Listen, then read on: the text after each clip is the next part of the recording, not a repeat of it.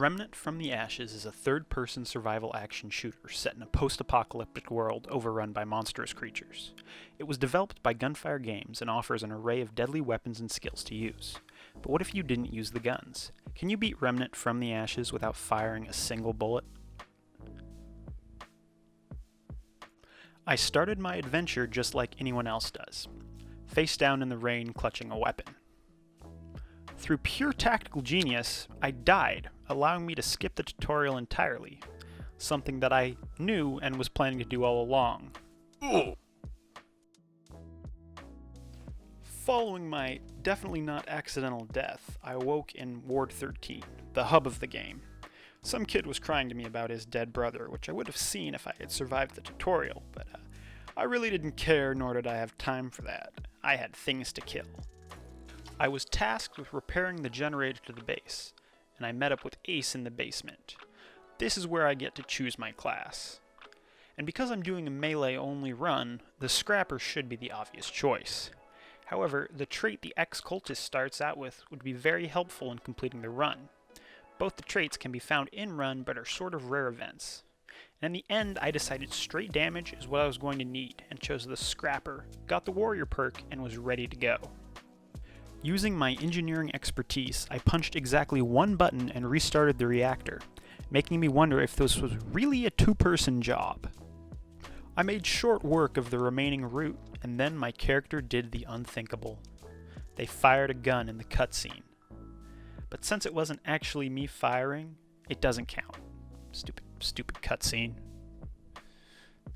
I was then given a powerful relic, this game's version of the Estus flask, a dragon heart, by someone who I had never met, and was off to collect my armor.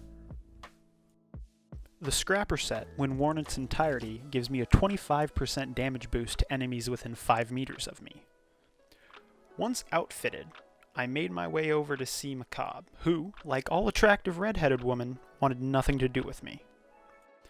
As previously mentioned, this game offers you mods, attachments that you can use to make your character and their weapons more powerful. Any mod that does not require to aim down sights and fire, as one would as a gun, is fair game in my opinion, such as summons and casting spells. I then laid hands on a glowing crystal, said Kumbaya, and was off to find the founder of Ward 13. Enemies in this first zone offered little to no trouble to me. Most of them would die in one hit. That is, until the elite who teleports showed up. After a quick game of tag, he got what was coming to him, and I set off in search of the subway. On my way there, I met a crazy dude who thought he could out-crazy me, so I beat him to death and stole his face in hopes I could offer it to the gods. I entered my first dungeon, a randomly generated run where you can find special events and items. It was there I was introduced to the bane of my existence for this world, the Exploders. A melee hit will kill them instantly, but like the name implies, they explode, infecting me and dealing damage. They would soon come into the spotlight of hate for me. At the end of the dungeon, I was faced with a boss door, so I decided it would be the best idea to return to the ward and upgrade my weapons and armor. I was happy about which boss I got to spawn, as the other option spends most of the fight running away from you, plus his mod would be useful to me. However, there's an annoying thing in this boss fight that quickly drove me mad. You remember the exploding bastards I talked about earlier? Yeah, he spawns them in constantly, and with no way to safely kill them, I was in for a clusterfuck of a boss fight. With his wide swings, fast adds, and an enclosed space, it was like the devs saw the Capra Demon fight in Dark Souls 1 and thought, hey, what if we just made the dogs fucking explode? I have no shame in admitting this is the most I struggled with the boss in the whole run. I spent almost a good 2 hours fighting this bastard. I probably ended up dying more to the Jihad ball sacks than the actual boss. I also have a strange hang-up about single-use consumables, so I end up trying to save them for a special occasion and end up never using them. Both the boss and the ads applied status effects that could be removed with said consumables, but why would I do that? I'm going to attempt to keep every full boss fight that I win in the video. I'm just going to speed it up for time and sanity's sake, because I know this video is going to end up being insanely long. But after long last, I finally killed him and was able to move on.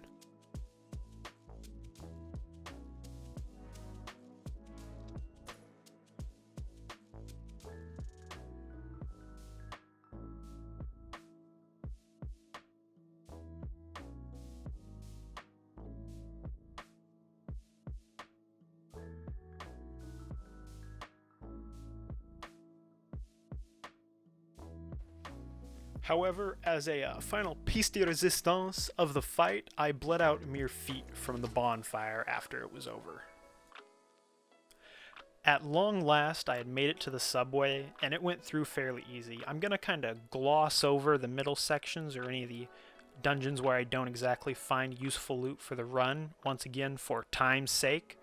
As I exited the subway, I found myself at the church, met a hag raven strapped to a chair, and decided that she looked trustworthy enough to help. At this point in time, I had enough points in Warrior to one-shot the basic route. I went for a body block mode of defense for some of the enemies because I didn't want to chase them around the arena. Sadly, it was not as effective as I had hoped. Luckily, my second attempt worked much better, and I met up with her back at the base, where she told me to go kill some mighty beast. Sounds simple enough. Then I took the basement tour, killed myself, and woke up in hell.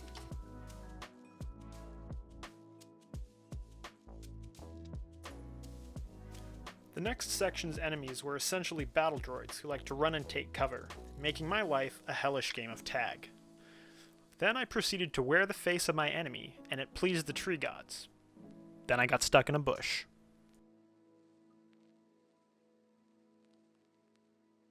I quickly grew tired of the root pelting me with shots from a distance, so I decided to employ an old Spartan tactic, running away. And as usual, it worked amazingly. Fighting through another randomly generated dungeon, I encountered my second least favorite route, played cricket with a giant tumbleweed, and after killing it, got an ability to summon helpers, which, because they are summons, does not classify as firing my weapon.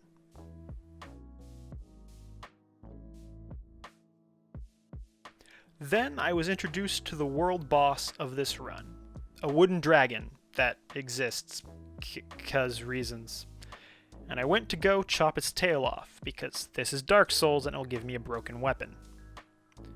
I actually got very, very close to killing him the first time, but as per usual, I got too excited and got greedy with my hits. Now, because Remnant is entirely randomly generated, the locations of items and the bosses that spawn are going to vary run to run, which is why making a run like this is very difficult to plan. So you're probably going to hear me mention the luck of the run a lot, because there's no way you can 100% guarantee something's going to spawn except for a couple bosses. I felt I was very lucky to get this boss, because if I had gotten the Ent, I would have had dealt with more of the exploding bastards, and I don't know how much more of that my sanity could handle.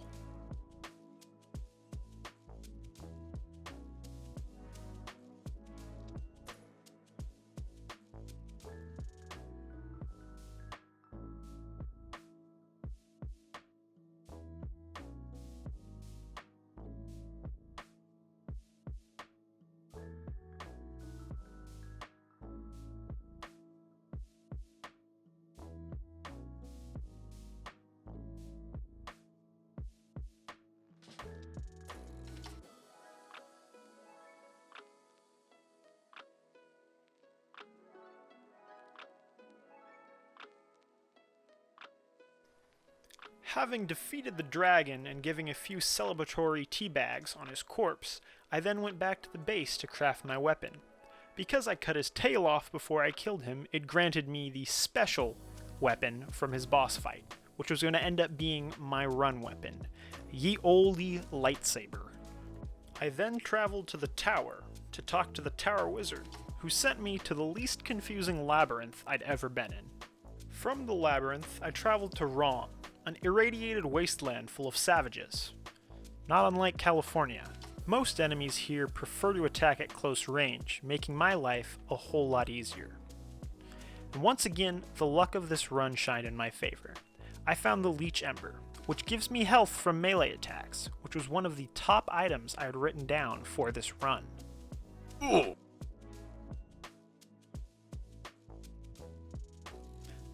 As I entered the first dungeon, I prepared myself for one of the worst enemy types for a melee-only run. You know when you were a kid at a birthday party and it was your turn to swing at the piñata and some asshole parent would pull it up out of your reach? Yeah, that's what these skulls are like. Things started to get hairier than a Greek porno when the Kim Kardashian of mechanized battle fleas showed up, but the Leech Ember really holds its weight in combat. I upgraded my warrior trait to 10 and then entered the Shackled Canyon and found a very secluded canyon society. Have I ever mentioned how I feel about sand? I hate it. It's coarse and rough and irritating. It gets everywhere. Seeing this place filled me with rage, and like the discount Darth Vader I was, I killed them all. I killed them. They're dead. Every single one of them. Not just the men, but the women and children too. They're like animals, and I slaughtered them like animals. What lay next, however, was no joking matter. As I was preparing for this run, I ordered bosses in terms of difficulty, and had a set few that I really didn't want to have to fight. And this boss was number 3 on shit I didn't want to deal with. The flaming hot Dorito himself, Raze. Any frustration I had with the skulls was going to be multiplied tenfold with this boss. However, because I'm stupid and way too stubborn to turn around, I went in. My initial attempts seemed futile as he hovered safely over my head. But then, in a stroke of genius luck, as I went in for cover, the Dorito followed. Suddenly, I had a strat, and it was doable.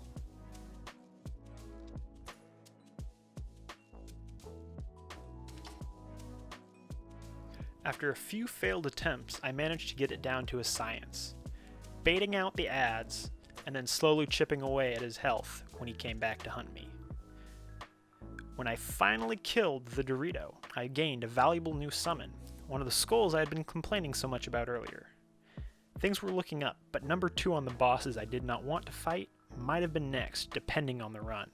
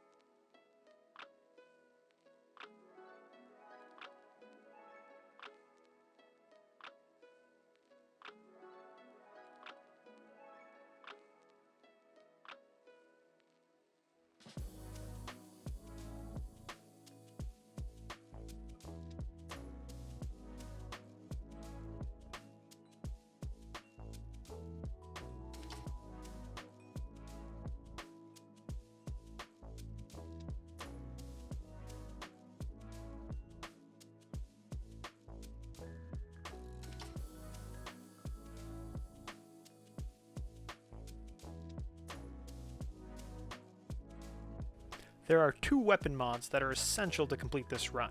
You only need at least one, but without them it isn't possible. And after going through another dungeon, a beautiful sight came into view. Scourge. The mutant hive guy, when defeated, gives you the Breath of the Desert mod, allowing you to cast toxic flames, giving me a ranged option. At this point in the run, my sword was dealing massive damage, and the damage over time the flames did help charge my mods. I almost defeated him first try, but then as per usual, I got greedy and got one-shot by one of his moves.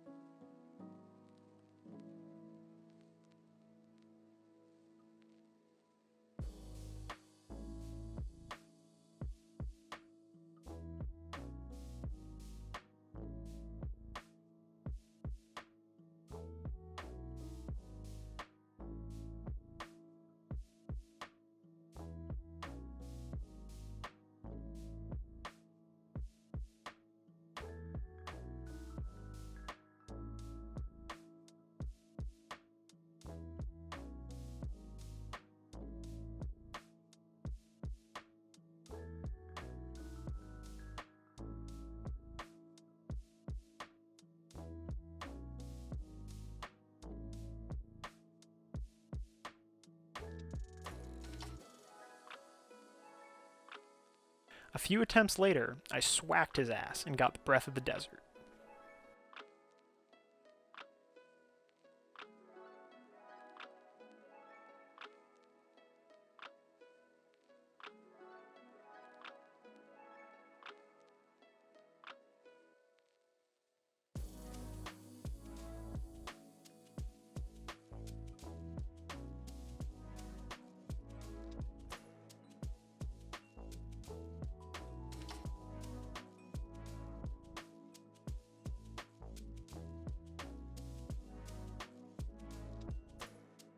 Once again, I was way too lucky with boss spawns. I got the world boss that looks about as cuddly as a teddy bear and doesn't blast me with lasers from a range.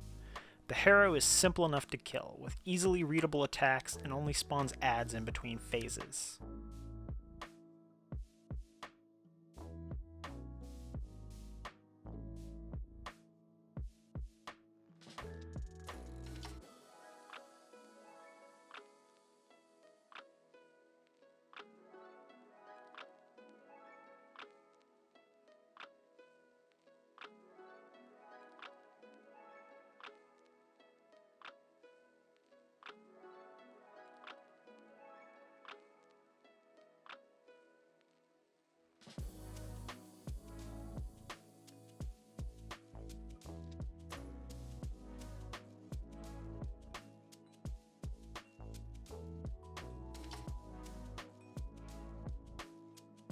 Then I followed the Red Rust Road to meet the King.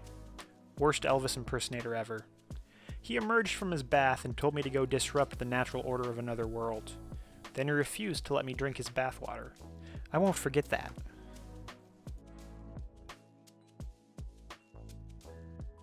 This world holds some of the more powerful and annoying monsters. However, I was doing disgusting amounts of damage and getting healed accordingly. I'm gonna gloss over most of this place because it's the same loop as before. You get the picture.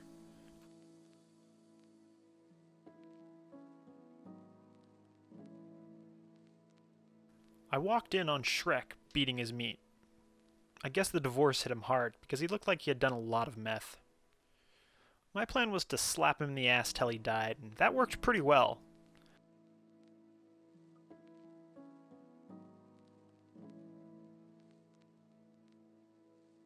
Plus, he brought a hammer to his sword fight. Fucking cringe!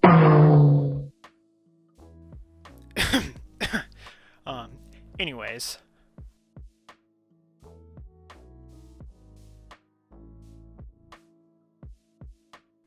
Then I met a humanoid mass of bugs who I think was trying to hit on me, but I've got a lot of hang-ups about putting bugs in my mouth, so I declined. The next dungeon is the equivalent of going down a water slide full of broken glass, with bug people that stun, behemoths, and a bunch of other enemies that take pot shots at you. It's a pain normally, but even more when you only have a sword.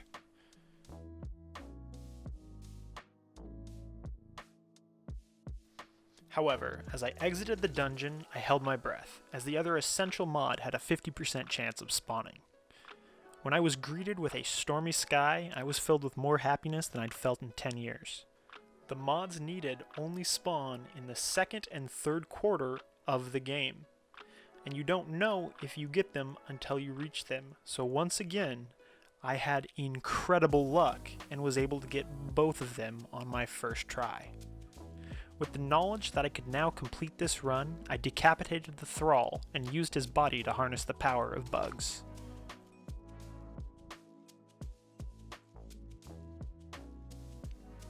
With my recent victory in hand, I had a thirst that could only be quenched with gamer bathwater. I knew what I must do. I asked not Elvis if I could have but one sip, but he refused, leaving me with only one option.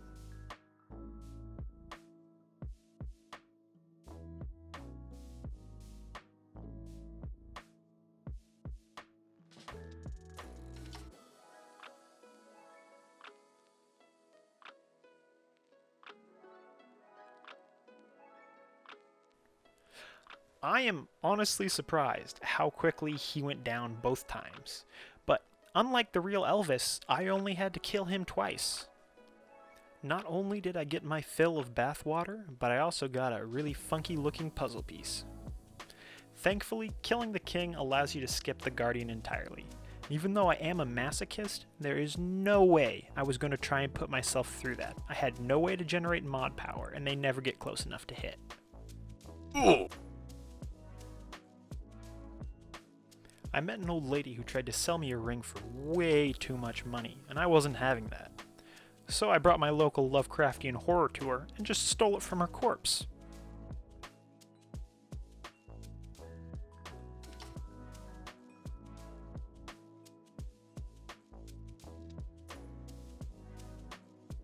I helped out a giant goat lady who informed me that my princess was locked away in another castle. However, this meant the end was in sight. And for the last time, I began the Christopher Columbus loop, invading natives' homes and killing them. With my warrior trait maxed out at level 20, I was now dealing an additional 50% bonus damage. Even elites in this final world didn't pose much of a threat.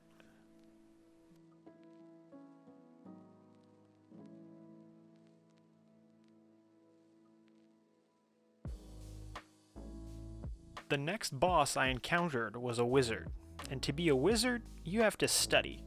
This dude was a nerd, and I take pride in being illiterate, so he had to go. Equipped with my double-digit IQ, I killed him real gooder. So good, in fact, he died out of embarrassment.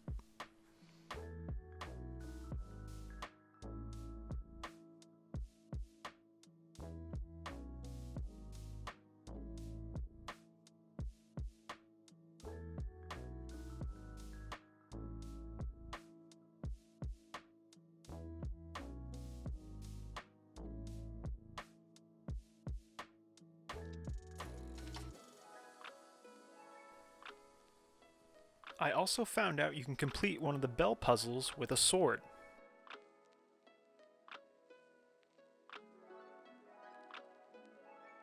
I then proceeded to assault and batter some more bystanders and found myself at another boss. This lovely pair had some of my favorite traits. One of them flew, and the other one spent the entire fight running away from me. However, at this point, I was so used to kiting flying enemies indoors, and with the power of my mods, this duo stood no chance. Skald and I then proceeded to play a friendly game of Duck Duck Goose, where I had a sword and he was a massive bitch.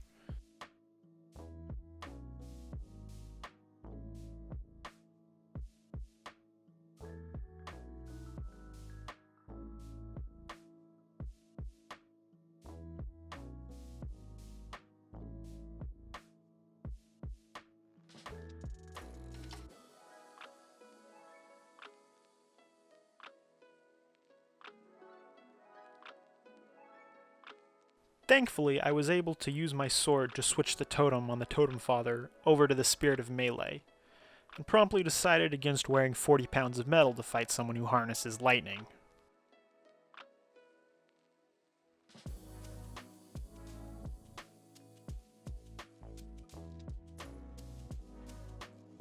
This was one of my favorite boss fights of the run, and the previous runs I had done before playing the game normally. He never felt cheap or gimmicky and didn't spam ads. It felt like a fair and balanced fight, which some of the bosses in this game really have an issue on balancing.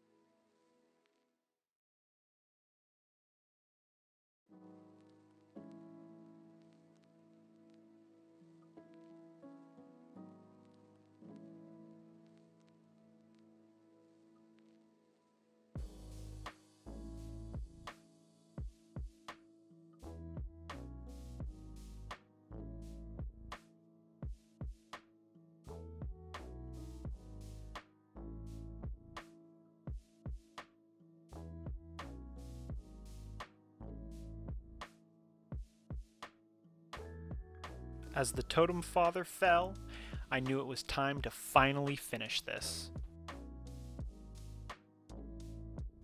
I broke the founder out of jail, and he told me how to get to the tower and stop this chaos once and for all.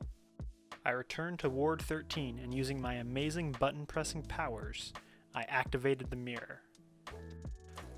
Our greatest enemy, our greatest threat, the cause of the downfall of this world, was a sleeping dude. Typical millennial, honestly, just lying around. Back in my day, if you wanted to destroy and conquer the world, you had to work for it. As if half this run hadn't been a nightmare already, he pulled me into his dream, where he then tried to exposition dump me to death. Unfortunately for him, I am very, very stupid. This battle here is the culmination of all my hard work. This was it. The first stage is easy enough with his abysmal health bar and my overpowered sword.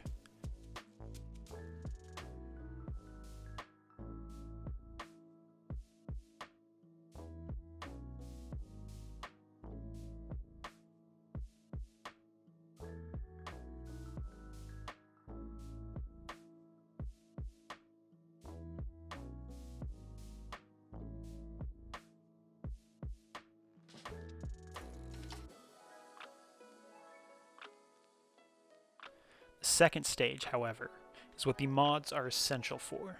As he enters Nightmare stage, he becomes a flying target, because guns, you know? When he banishes me to the void, I have to kill adds to get damage stacks and charge my mods. More stacks, more damage you deal. Simple enough. Come out of the void, pelt him with attacks, rinse and repeat. And with enough stacks, it's actually kind of gross.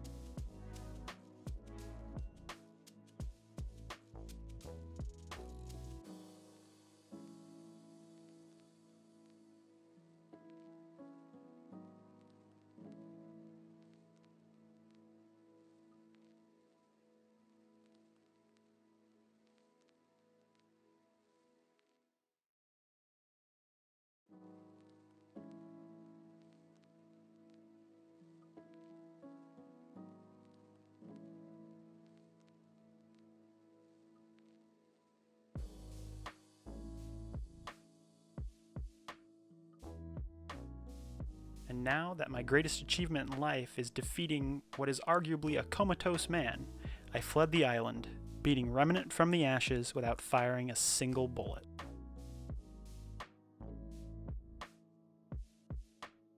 Thank you for watching my video, and thank you to Gunfire Games for making such a fun and challenging game. I had a blast doing this run, and if you enjoyed the video, let me know. This idea comes from a much better YouTuber than me called Mitten Squad, who does crazy stuff like this all the time, so check him out as well. The link will be in the description. Anyways, thank you so much, and I'll see you in the next one.